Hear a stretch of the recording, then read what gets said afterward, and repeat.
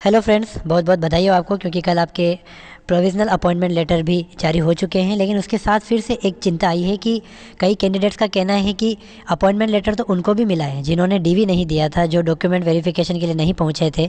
तो कहीं ऐसा तो नहीं है कि इसका कोई मतलब ही ना हो।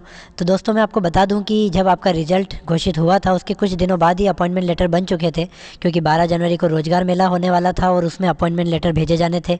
कुछ समस्याओं के कारण वो लेटर भेजे नहीं गए थे। शायद ये बात भी मुझ तक आई है कि ऊपर से प्रेशर आया कि अभी तक ये लेटर क्यों नहीं दिए गए। एक कारण तो ये हो सकता है, और दूसरा ये कि जल्द ही आचार संहिता लगने वाली है और उसके बाद कोई प्रोसेस में रुकावट ना आए, कोई प्रॉब्लम ना आए, इसके कारण भी अपॉइंटमेंट लेटर जारी किए गए हैं, जिससे आगे की जो प्रक्रिया है वो स्मूथली आगे बढ़ पाए, कोई प्रॉब्लम ना हो। और इसी के ऊपर की कोई प्रॉब्लम नहीं आएगी। एक सबूत और आया है जो हर ग्रुप में आ चुका होगा, आपके पास भी होगा, अगर नहीं होगा तो इस वीडियो में मैंने स्क्रीनशॉट डाल रखे हैं, उसे आप देखिए। इसमें लोकसभा के अंदर किन्होंने प्रश्न पूछा है जनजाति विभाग से कि क्या आप बच्चों के सर्वांगीण विकास के लिए, शिक्षा के लिए नए नए स्कूल खोल रहे हैं, एकलव्य स्कूल को लेकर क्या प्रोसेस हो रही है। तो इस प्रकार से 3 क्वेश्चन आपको दिखाई दे रहे होंगे। तो पहला प्रश्न है, जिसका मैं हिंदी में अनुवाद बोल देता हूँ, कि क्या सरकार को देश भर के एकलव्य मॉडल आवासीय विद्यालयों में बड़े पैमाने पर शिक्षकों और स्थायी कर्मचारियों की कमी की जानकारी है? कि जब कि कई ऐसे स्कूल हैं जिनमें टीचर नहीं है, स्टाफ नहीं है, तो क्या आपको पता है? उसी में दूसरा क्वेश्चन है, ईएमआरएस में शिक्षकों और स्थायी कर्मचारियों के लिए राज्यवार रिक्तियां और स्वीकृत पदों की संख्या, क्या सरकार भर्ती प्रक्रिया में तेजी लाने और इन रिक्तियों को भरने की योजना बना रही है? और अगर बना रही है तो अब तक क्या क्या प्रगति हुई है, और भर्ती के लिए भविष्य में क्या क्या कार्य किया जाना बाकी है? यानी कि इसमें साफ साफ जनजाति विभाग से पूछा गया है कि आपके इलाके में जो ईएमआरएस स्कूल है इसमें क्या अभी तक वैकेंसी भरी गई है, और अगर भरी गई है तो वो प्रोसेस कहाँ तक पहुँची है? और आखिरी क्वेश्चन है कि क्या सरकार शिक्षा की गुणवत्ता पर इसके हानिकारक प्रभाव को देखते हुए इन पदों को भरने के लिए 3 साल की समय सीमा पर पुनर्विचार करने का इरादा रखती है, और यदि रखती है तो इसका भी मुझे ब्यौरा दीजिए। कि मतलब कि आपने जो कहा है कि हम इतने शिक्षक की भर्ती करेंगे, तो क्या आपकी पूरी प्रक्रिया कंप्लीट है? अगर ऐसा है तो आगे वाली समस्याओं को, आने वाली समस्याओं से मतलब है बजट और भी कार्य प्रक्रिया, आना जाना, ट्रांसफ़र वगैरह सब कुछ, तो इनको देखते हुए भी क्या आपकी योजना पूरी पक्की है? तो इसके बदले में जो विभाग है ट्राइबल डिपार्टमेंट, उनमें जो कार्य राज्य मंत्री है श्रीमती रेणुका सिंह जी, उन्होंने इसका उत्तर दिया है। पहले प्रश्न का उत्तर उन्होंने दिया है कि सरकार देशभर में एकलव्य मॉडल आवासीय विद्यालयों में शिक्षकों और स्थायी कर्मचारियों की कमी से अवगत है। यानी हमें पता है कि इन स्कूल्स में स्टाफ की कमी है, हमें सब कौन कौन सी समस्याएं वहाँ पे आ रही है सारी हमें पता है। और ईएमआरएस में शिक्षण और गैर शिक्षण कर्मचारियों के संबंध में रिक्तियों और स्वीकृत पदों की राज्यवार संख्या अनुबंध में दी गई है।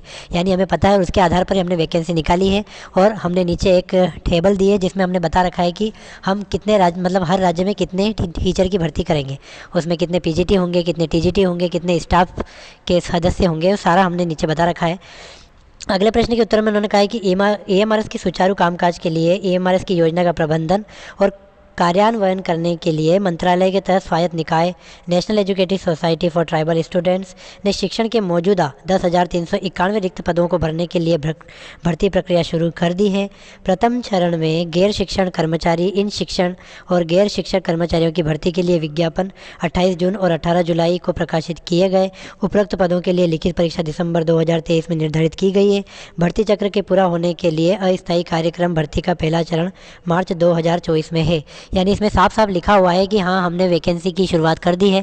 इसके लिए हमने पहला एडवर्टाइज जून में निकाला था, उसके बाद पूरा डिटेल के साथ जुलाई में एप्लीकेशन फॉर्म भी स्टार्ट कर दिए, उसके बाद उसकी एग्ज़ाम जो है वो दिसंबर में हुई, और मार्च तक हम इसको पूरा कर लेंगे। मतलब लिखित में आश्वासन दिया जा रहा है कि मार्च तक हम इसको पूरा कर लेंगे। मतलब ये जो भी कार्य हो रहा है ये फास्ट हो रहा है, तो ये इसलिए नहीं हो रहा है कि चुनाव के कारण, इसकी प्रक्रिया जो है लगभग जून जुलाई में ही पूरी हो चुकी है कि हमें इतनी तारीख को एग्ज़ाम लेनी है, इतनी तारीख को ये करना है।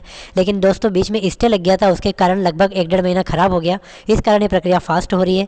तो अब आप खुद इसमें देख सकते हैं मार्च 2024 लिखा हुआ है, तो जल्द ही आपके जो ज्वाइनिंग लेटर है वो भी आने वाले हैं।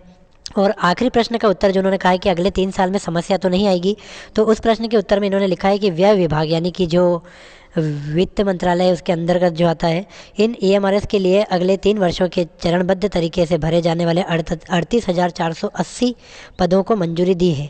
भर्ती प्रक्रिया के चरण को स्कूलों के कार्यात्मक होने पर उनकी आवश्यकताओं से मेल खाने के लिए डिज़ाइन किया गया है।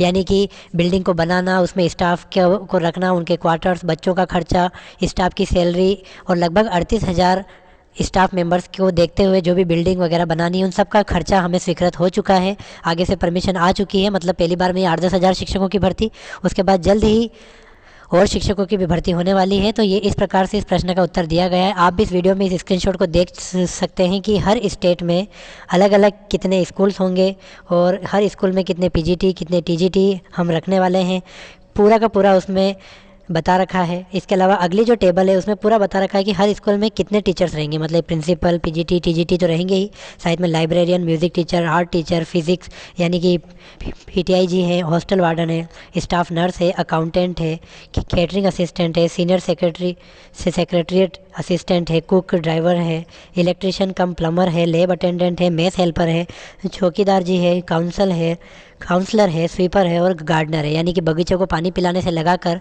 खाने पीने की सुविधा, यहाँ तक कि अगर आप बीमार होते हैं तो उसकी सुविधा, सभी को ध्यान में रखते हुए पूरे स्टाफ की भर्ती की जाएगी। लेकिन सबसे पहले प्रिंसिपल और टीचर्स और बाकी स्टाफ मेंबर्स को वहाँ भेजा जाएगा। धीरे धीरे जो आपका प्रश्न था पिछली बार कि ये तो बड़ा वीरान लग रहा है, हम यहाँ कैसे रहेंगे, तो देखिए आप आएंगे, आपके साथ साथ और लोग भी आएंगे और धीरे धीरे वहाँ आपको अच्छा लगने लगेगा। तो इस वीडियो में मैंने बिल्कुल प्रूफ के साथ आपको बताया है कि लोकसभा का ये पेपर जिसमें प्रश्न का उत्तर दिया गया है और पूरी तरीके से बताया गया है कि हाँ भर्ती होगी और मार्च में पूरी होगी। तो अब आपको आश्वासन हो गया होगा कि ये जो प्रोविज़नल अपॉइंटमेंट लेटर मिला है ये केवल एक छलावा नहीं है, ये भी एक प्रक्रिया का हिस्सा है। सो दोस्तों, उम्मीद बनाए रखिए और जल्द ही अपने विमान की पेटी बांध लीजिए, आप बहुत ही जल्दी उड़ने वाले हैं AMRS के लिए। Thank you very much.